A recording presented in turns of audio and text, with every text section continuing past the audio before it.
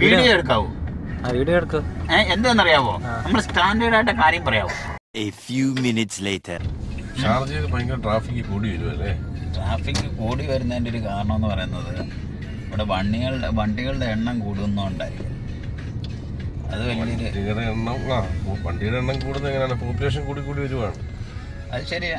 Sharjah മാത്രമല്ല, ദുബായിൽ നിന്ന് ഇങ്ങോട്ട് വരുന്ന ഒരു വഴിയാണ് ഭയങ്കരമായിട്ട് ട്രാഫിക് വരുന്നത്. ഇപ്പം നമ്മൾ ദുബായ് താമസിക്കുന്നത് നമുക്ക് അത്രയും ട്രാഫിക് കിട്ടത്തില്ല. എന്നാൽ ആൾക്കാർ അത് ശ്രദ്ധിക്കും, അതില്ല. മനസ്സിലായില്ലേ? പക്ഷെ നിങ്ങൾ എന്തുകൊണ്ടാണ് ദുബായിൽ താമസിക്കാത്ത? ഇപ്പോൾ ഷാർജ ഒന്ന് താമസിക്കുന്നത്?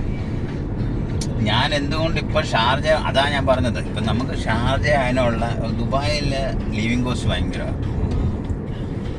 പക്ഷെ അതിപ്പം കുറേ നമ്മൾ അത് സെർച്ച് ചെയ്ത് നല്ല ഫ്ലാറ്റുകൾ കണ്ടുപിടിക്കാമെങ്കിൽ അത് വളരെ മനോഹരമായിട്ടുള്ള നല്ല ഇത് കിട്ടും. ഞാൻ അതുകൊണ്ടല്ലേ 10 വർഷം കൊണ്ട് ഈ ഷാർജയിലെ വില്ലയിൽ താമസിക്കുന്നു. അത് നല്ലൊരു കാര്യമാണ്. അത് നിങ്ങളെ ഞാൻ സമ്മതിച്ചു തന്നേക്കുന്നത്. എന്താന്ന് പറഞ്ഞു കഴിഞ്ഞാൽ ഞാൻ അതുകൊണ്ടല്ലേ അന്ന് 10 വർഷത്തിന് മുമ്പ് വില്ല എടുത്തപ്പോൾ ഏതാണ്ട് 1.5 മില്യൺ അടുപ്പിച്ചായിരുന്നു.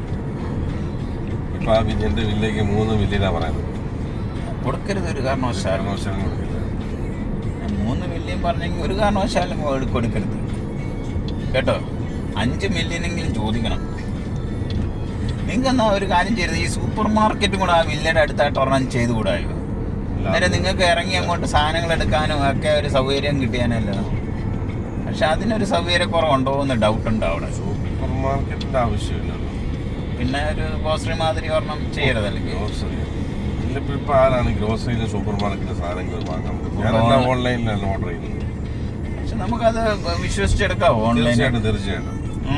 നിങ്ങൾക്ക് ഓൺലൈനെ കുറിച്ച് നിങ്ങൾക്ക് വ്യക്തമായിട്ടൊരു ധാരണയില്ല, അതുകൊണ്ടാണ് നിങ്ങൾ ഓൺലൈൻ ഇങ്ങനെ പറയുന്നത്. അല്ല, ഞാൻ അങ്ങനെ ഓൺലൈനിൽ നിന്ന് സാധനങ്ങൾ മേടിക്കാറില്ല. ആകെപ്പാടെ മേടിച്ചേക്കുന്നത് ഒരു ഇയർഫോണാണ്. അല്ലല്ല, ഒരു നോക്കിയുടെ ഫോൺ മേടിച്ചിരുന്നു. പക്ഷെ ആ ഫോണ് അല്ലല്ല ആമസോണിൽ നിന്ന് ആ ഫോൺ കേടായി കഴിഞ്ഞപ്പോൾ, ഞാൻ ശരിയാക്കാൻ കൊടുത്തു കഴിഞ്ഞപ്പോൾ അവരെന്നോട് ചോദിച്ചത് നേരത്തെ ഇത് റിപ്പയർ ചെയ്തിട്ടുണ്ടോ എന്ന്.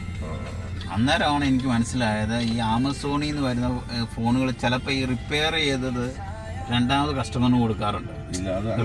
ആമസോണിൽ 2 ഓപ്ഷൻ ഉണ്ടായിരുന്നു. നിങ്ങൾ സെക്കൻഡ് ഹാൻഡ് യൂസ് ചെയ്യുന്ന മൊബൈലിനകത്താണ് നിങ്ങൾ ക്ലിക്ക് ചെയ്തത് മേടിച്ചേക്കുന്നത്. അതുകൊണ്ട് എനിക്കത് അറിയത്തില്ല. പക്ഷേ അറിയത്തിന് നല്ലത് അങ്ങനെയാണ്. നിങ്ങൾക്ക് ഓൺലൈനുമായിട്ട് നല്ല ബന്ധമില്ല, അതാണ് നിങ്ങൾക്ക് പറ്റുന്നത്. അല്ലാതെ ആമസോൺ എന്നുള്ള വലിയൊരു കമ്പനി ഒരിക്കലും അങ്ങനെ ചെയ്തിട്ടില്ല. ശരിയാ, അത് ശരിയാ. ആമസോണിനെ നമ്മളങ്ങനെ ഇതാക്കാനും പറ്റത്തില്ല.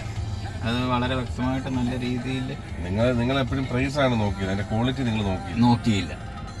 നിങ്ങൾ നോക്കിയപ്പോൾ 1000 സംതിങ് കണ്ടോണ്ട് നിങ്ങൾ ഉടനെ അത് മേടിച്ചു. പുതിയ ഫോൺ 2250 രൂപ വിലയാണ്. അത് ശരിയാ. എനിവേ എന്തായാലും കൊള്ളാം.